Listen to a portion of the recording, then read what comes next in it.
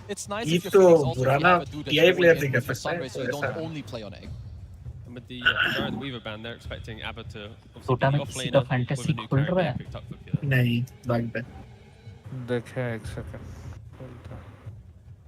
I mean, BB team, you want if मेरा तो I नहीं खुल don't रहा था know उसे if छोड़ I the guess Abba could be the offlaner, but Well, they don't really have many seconds left in their bonus time.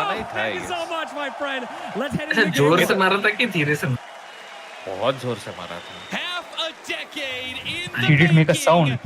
Sound नहीं बनाया बट देख मोशन देख के तो लगा कि काफी जोर से long and treacherous, Avery, but it's the longest most for GH and sound Kuro. नहीं है मतलब नहीं है A कॉन्टैक्ट long नहीं time हुआ in the making. But I mean, it's I think about also 6 from or an 7 animal years to whose when I hand used to is full coach of this fur, kid. I thought he was going to be on top of the world ऐसे forever. पता चलेगा Now he's at sound हुआ TI कि trying to reprove himself. A Inbuilt very different soundproofing situation. है। To me, that is the story of this series. Two teams Just imagine Sandeep. Sound होगा वहीं पे बेहोश immediate. can go on a deep bracket run here. चलो भाई अपना pause 3 तो पहले ही मर गया बस अरे भाई स्टार्ट भी नहीं हुआ है.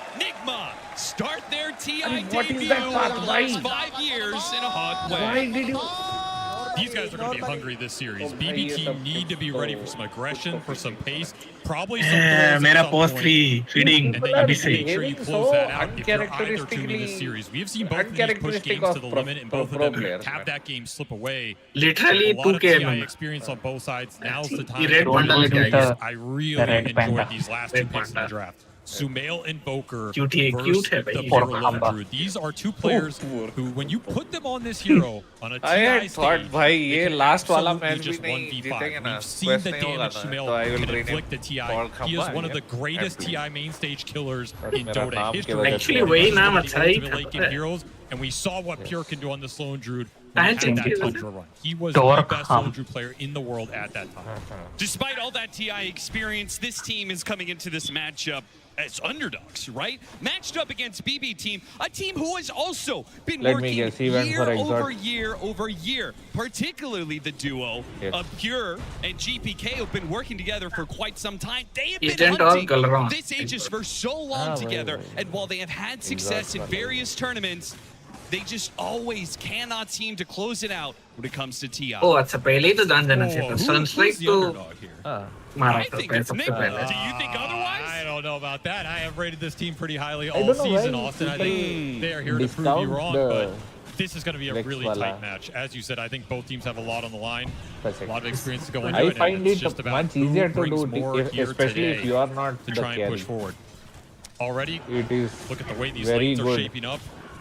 to This Lone set is up suffering on this lane kills for early. your team. That said, they can get aggressive on this lane, particularly those levels 3 through 5. You get the higher bear up, you can start to lay into noob. There's not a lot of sustain on this lane. I do think Nigma have answers for the Lone Druid in the mid game, particularly the Phoenix, the Beastmaster. If you want to just roar, go in. Come on. Evoker Alacrity Yeah, on he- Troll. he Troll do. is a great hero versus the Lone Druid. If you can just lay into the bear, take him out. I don't think this Lone Druid is a complete gotcha One pick, pterodactyl but it could came absolutely and give dive BB bomb. team a lot of tempo in this lineup. You combine it with the Abad, and you start pushing down towers. You go Pterodactyl high ground बोले तो early in मेरे को this game. Pokémon he We याद have not आता seen है it a lot this TI, but it is Pterodactyl. absolutely in the हमारा cards funny for Pokemon BB लगता team था, if they can come Crocodile. out with a strong laning phase and gain a lead. Crocodile. What about our other side lane? Who do you give the advantage Actually, to? all the Kaata water भी वैसे Pokemon this were so matchup? cute. Troll Phoenix versus the All the Wind water Ranger Pokemon. Abaddon. Squirtle भी तो Troll कितना Phoenix cute. is a अरे really साला strong उसका lane. This is a lane personality that was मस्त run by था. China Gang 2 or 3 leader. years ago. Gang leader वाला सबसे It's मस्त probably the best carry Pura to get Phoenix through the laning phase. Nowadays, this बदमाशी hero's करना था stronger, चश्मा so निकाल के the help goes एकदम a gang long leader way, mode. but Save is he's a Wind Ranger master, man. He's probably the only guy at this tournament who's going to bust us out on the 4 position. I'm a big fan of this hero. Nobody, when you pick it, nobody on your team in a pub is a fan of you picking it. But once you perform, you prove them wrong. This guy knows how to execute on this hero. He can do a lot in these team fights, particularly if you land those shackles. Can absolutely be one of the best stunts in the game. He has that kill shot to put through. Can be a really annoying spell for Troll. Keep that in mind. Right? This is a hero that likes to get low, try and pop ult at some of these last minutes. You get kill shot down, you're just out of that fight completely. I think this off lane is pretty strong for BB team. I think BB team is going to pull ahead in these lanes over the 5 to 10 minute mark, even if. ये OMR को देखो कितना अच्छा dead shot मार रहा है. And they are already doing pretty well for themselves, particularly that mid matchup. GPK is taking that one heavily. 21-5 CS score. Sumail rivaling him in denies, but you know about that behind in the CS. comedian. Another crash. Omar trying to go after the kill. और हमको लगा इतना ही बोलेंगे समझ में आ जाएगा. Gabriel Iglesias. Fluffy. He's going to take a lot I of somehow damage don't for like this this one. He didn't see that coming. Where was the communication? did not call it out, just stood in place. He has, I think he has the same comedy style as Russell Peters, who also I don't like. Did get the kill on Go's top. Russell Peters For this dual off lane for BB team. Gabriel Iglesias. This Abaddon is going to have a really strong laning phase out of the gate. I mean, it's a great Abaddon game. You're removing Phoenix debuffs, you're removing Invoker debuffs, an annoying hero to control, at least in the early and the mid game. Gabriel Iglesias. Give him this kind of laning phase, that's where that tempo is going to come from. Jokes बनाता है. Gotta look for more Sunstrike kills if you are Enigma Galaxy. वो Indian वाला Now joke we heard some of the बनाता है experts यार. talk about GPK. For you, is he the मेरे को mid laner? बहुत ही stupid लगा, especially all these people who are in the minorities. Oh, Miro. मेरे को ये वाला jokes ना बहुत ही it feels so hypocritical. Miro limping away. साला खुद तो Mexican Another है. Sunstrike over to Samael. This one will not Unstrike. find its mark. This is going to be a fast game because everybody wants some early kills. Build the tempo or dissuade it. Going for another bear kill would be super. Oh no, मेरा भालू. Level it up. Oh no, मेरा भालू. A little bit exposed. Feed over Lotus to make sure the bear stays alive and they keep that bounty in Noob's hands. That's a huge bear kill. You got to remember he died. Insta resummon, so that's a 90-second cooldown on a bear if it goes down right now. I mean, even if it doesn't die, if भालू is alive. if he's scared of losing the bear and can't use it to see his problem. Absolutely. You just want to keep the lone druid levels down. You want to make sure that the disruptor has to sit here and babysit you more and more. You give lone druid solo XP, the hero absolutely runs away with it. He's making a break for that power room, but he's going to be shadowed by Omar. You so can see teach clash it, here. You can teach all bird Power Pokemon. runes, both mids PM moving over to the bottom lane. हाँ मतलब I thought not naturally सीखता है. Spawn bottom, and that means चलो भाई GPK तुम मर गया है मिलता है कल. Surrounded on both sides, he gets up to the high ground and Sunstrike away. No Sunstrike mana. Oh, अच्छा माना ही नहीं. Not those thrown out earlier. Not enough mana for it. It'll be quite a few more seconds till it's back up. Sunstrike. At least you take the rune away from GPK. That's a win in itself. See, so they take it up top. It was a regen. Would have been a really nice one. अच्छा मारा था ना Sunstrike. All the attrition he's taking. 2 kill तो वैसे ही मिला ना. JH was up there, forced the issue. Now you're looking at those wisdom shrines. 7 minutes, fast approaching here. 2 kill, 1 kill. Noob is starting to power up. I mean, this beast he's got the best laning phase of everybody when it came down to it. Double bore up, going to the Dom Miro, suffering still at the hands of the Yeah, unsurprising that Miro is not able to equalize that CS count. No way he can keep up with this Beastmaster. This matchup is way too difficult. He can handle the Phoenix, but he can't handle the Troll on top of that. I like Enigma Galaxy's draft this game. Man. I think they have a lot of potential to shut this bear down. Good try. They threw out the scan to try and track that kill, but it would have been quite the miracle to land that one. I mean, that would have been a beauty. देख रहे हो puns they required the miracle. Sumeli's not been on the main stage for a little bit. You gotta give him a little time here. Pushed out of position. He still has Fence to be able to block himself. Pure, little miss micro there. Resummons his bear though. Not going to be punished. Does create an opportunity though. Like every time you resummon this bear in the early laning phase, you see those shrines split. If you're Enigma Galaxy, you're thinking, can we gank this guy? Can we kill him or the bear off the map for a long time? And get the tower pressure with the beast. Because I want point on the map right now. I want my prediction to be true, but I also want. And in fact, Enigma Galaxy, they're bringing both through that gate. They're bringing GH and oh, this is gonna hurt real bad. Prediction. If Pure dies here, loses another bear. It's on cooldown for 95 seconds. He cannot afford to go down here. He does have a 6. He pops a true form. Still gonna be a lot of damage. They still might be able to him. Get some help from GPK, but he's still GPK takes out Noob while the trade out is there on Pure. Now trying to run down Omar as well. GPK will collect the extra kill on top of that. It's a 1-for-2 exchange. The bear is going to be on cooldown for a bit. Avery, is that worth a 1-for-2? Dead body picked here. That feels a little underwhelming for what you wanted out of that gank. Particularly, you're bringing 4 heroes down there with the beast timings. If he doesn't have 6 on low, that is an easy gank in the team fight in the tower for Enigma Galaxy. That timing is like you said, he's not going to have a bear, but look at the gold of this Earthshaker.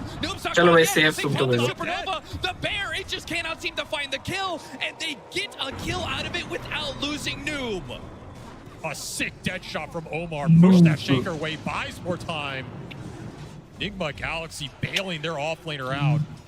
They are losing some damage on the mid tower, but the positioning from Enigma's on point there. No easy shaker blink. GPK's move gets shut down. That's what you're looking for.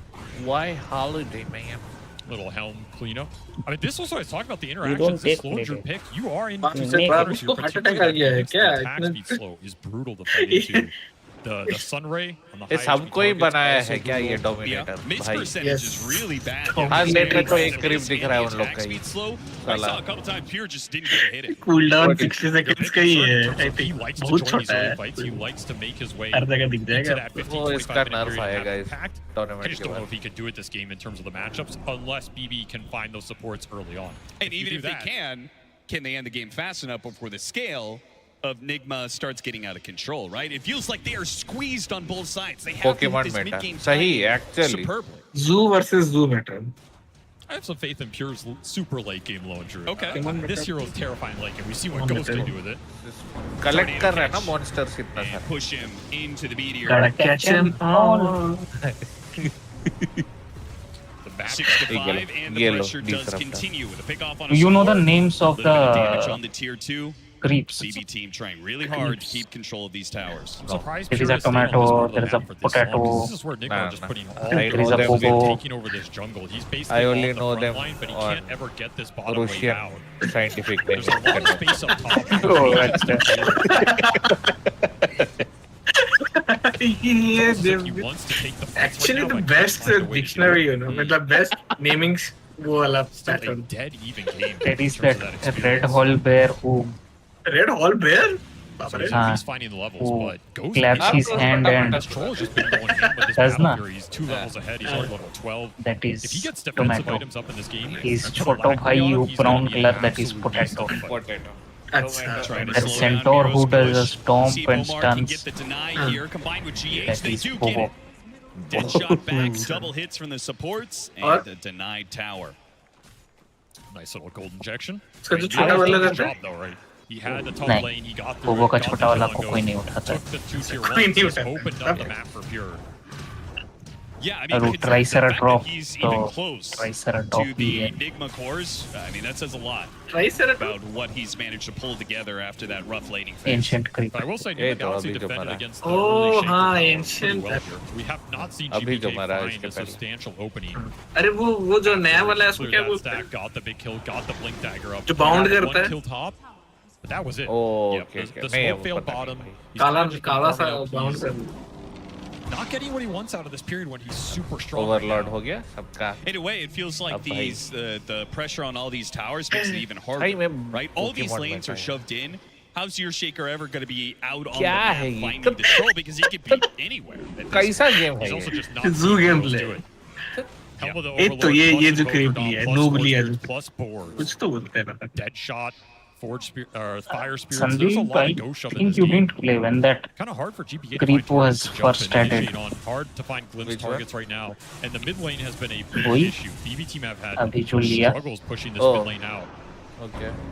Small opportunity, but not I enough don't backup remember. there. Spots the lone druid. You are not even near Able the to creep back camp. away safely. माने not in their creep camp. If उससे Nigma मतलब Galaxy get to some BKBs, काफी दूर में stands अगर on the तू troll, fight कर रहा randomly he used to come and defensive items, they are going to force Roshan in this game. Huh. It's going to go down incredibly Chamat. fast, and BB is going to be and forced his into Chamat would a tough situation reduce of fighting armor. into that super His low Sladar's and ultimate. calling around a choke point. Reduce armor and Roshan's an incredible root. tormentor team. Best. You are This is dead. why you wanted to outpace them. Having a Early team fight diffuse somewhere else, on the suddenly attack, that guy will not a come and nail conventional it. item. अरे Fuck you. He's looking to भैया को तो सबसे ज्यादा वो तंग किया है फ्रॉग. Frog, yes. आके random. Now he's in trouble. Nice use of Sir. भाई हम भाग रहे Tiny है, हैं. छोटा सा. भाई just go and टाइट अल्टी मार देता है. अरे मारो सुमेल को. अरे एक एचपी का बच्चा है. अरे भालू. नहीं नहीं भालू विजन दे रहा था बस.